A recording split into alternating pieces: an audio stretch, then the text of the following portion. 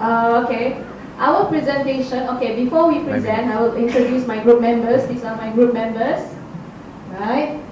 Okay. Now, the question that we have here is the provision of Article 1 of the 1933 Montevideo Convention on the Rights and Duties of State in regards to element of statehood are non-exhaustive. Discuss. Okay, the outline for our presentation is, we will start with the introduction, followed by definition of terms, examples, and conclusion. So, for the introduction, there is one question that most people will ask, but we cannot get a definite answer. How many countries or states are there in the world today? Anyone can answer that? Right. So, yeah, because of time. Okay, so the answer depends on the definition of statehood. According to United Nations, there are 195 sovereign states in the world. But there are actually 201 states with at least partial recognition, meaning to say acknowledged by at least one UN member.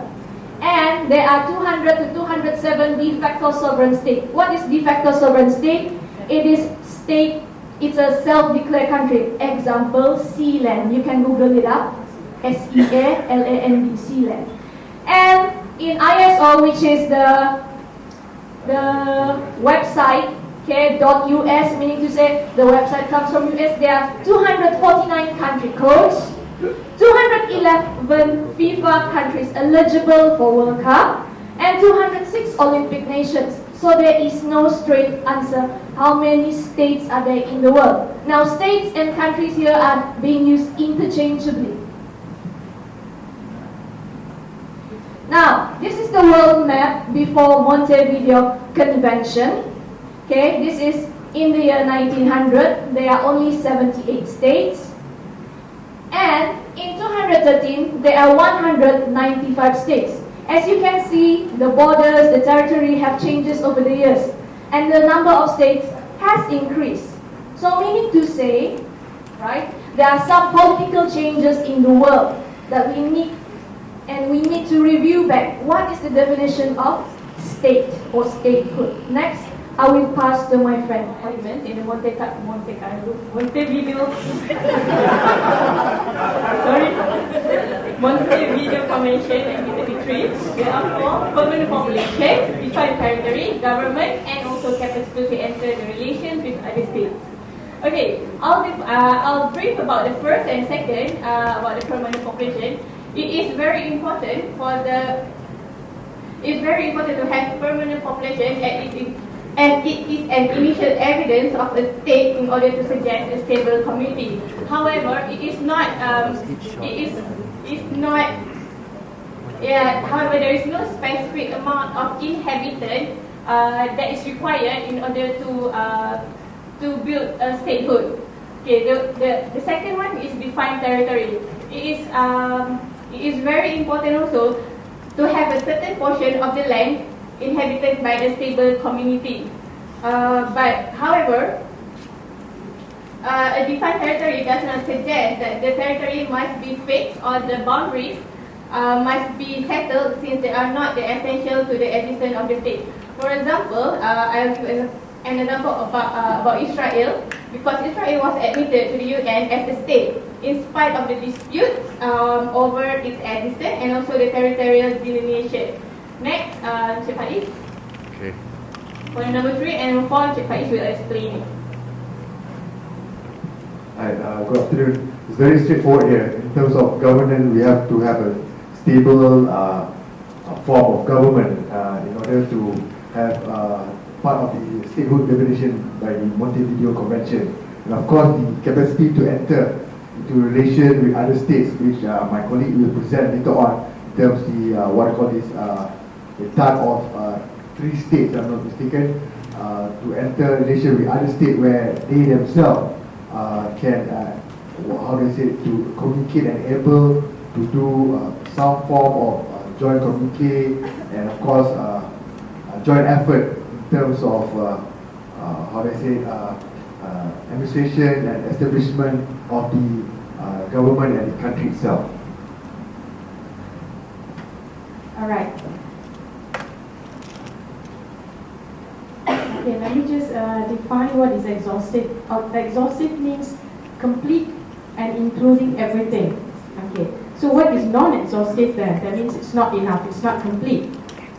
Now we are going to talk about three states as an example of why we say that Article 1 is non-exhaustive. The three states will be Palestine, Somaliland, and also East Timor. Please bear in mind that I use the word East Timor because we are going to discuss about Timor-Leste before it actually achieved independence in 2002. Alright, for Palestine, why I wrote there versus Israel, because the entire world knows why.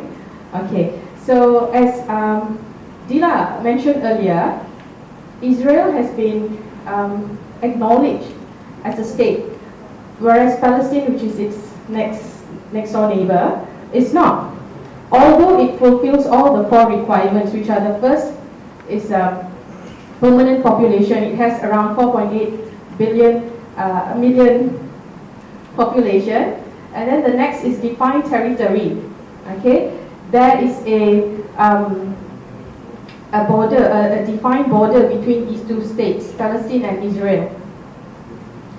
And then the third one is existence of government. Okay, in the 43rd, Palestine was asked to change the name of the ruling government from Palestine Liberation Organization to just Palestine. Only then will they acknowledge it as a ruling government. And so the fourth and the final element, which is the capacity to enter into relations with other states. This we know that Palestine has a lot of embassies and missions and general delegations in the entire world with the other states. But then still, it failed to be accepted as a member of United Nations. Why? When Israel is, but then it is not? Because, you see, US is a key state in United Nations. So it is like this huge, it has a huge power. So when it doesn't recognize, therefore Palestine is not recognized as a state and is not accepted as a member in United Nations. So what is the conclusion here? The four elements in Article 1 of 1933 Montevideo Convention, it is not exhaustive for this state. Thank you. I'm going to talk about the Timor-Leste, or we call it East Timor before they got their independence. Okay, why they are non-exhaustive? The East Timor. Okay, this is because they did fulfill the four elements in the Article 1 Montevideo Convention, which are they fulfill the permanent population, they have defined territory, they have existence of a government, and they have the capacity to enter into relations with other states. But the question is why they've not been recognized as a state before they got their independence, because there is cases in Indonesia where they didn't recognize this Timor-Leste because they claim that the East Timor is part of them, part of Indonesia. So they didn't get the independence in 1975 because they've been conquered by Portugal. But in 2002, they've been recognized as a state because they fulfill all the elements and the nation started to accept them as a state. Okay? Next I'm going to pass on to. Hi, Assalamualaikum. I'm going to talk about Somaliland. As you can see on the map, Somalia is actually combined three regions here. Somaliland, Puntland, and Somalia. It's combined into Somalia that we know today. Okay, Somaliland is Somaliland is the one who only asked for independence here. Actually, Somaliland is already met all the elements in Montevideo Convention, which they have permanent population, they have government, capacity to enter into relationship with other states, and also defined territory. As you can see in the map, Somaliland is north up Somalia. Okay. Why is it Somaliland not acknowledged in UN, United Nations, as a state? Is because the mother state, Somalia, did not recognize them as a independent state. So that's why UN did not recognize them. A little background about Somaliland. Somaliland is actually mostly the residents here there is mostly Muslims. And before Somalia gained their independence, Somaliland was occupied by British rather than Somalia. It was occupied by PP. Back to the questions, where is the statehood not exhaustive? My answer is yes, because it is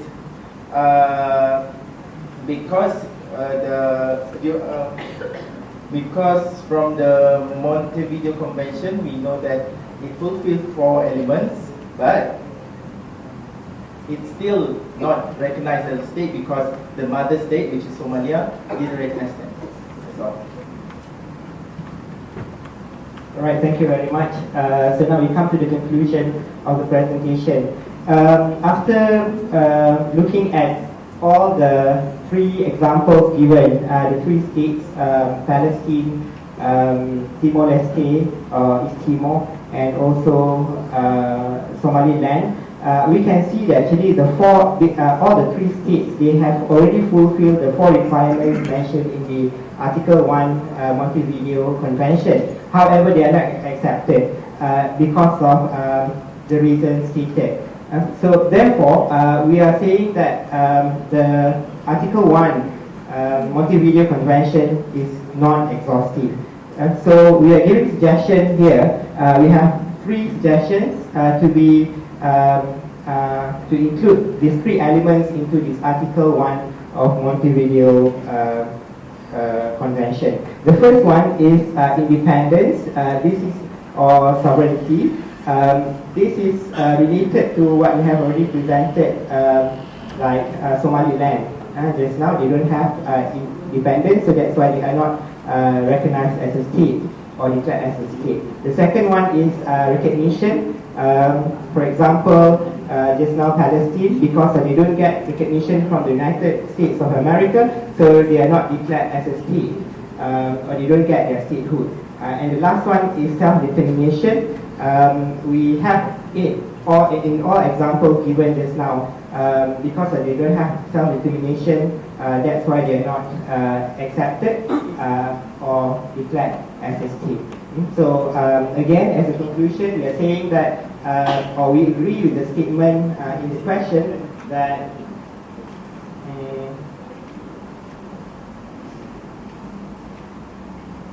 the Article 1 of the 1933 Montevideo Convention on the Rights and Duties of States in regards to the element of statehood are non-exhaustive. Thank you.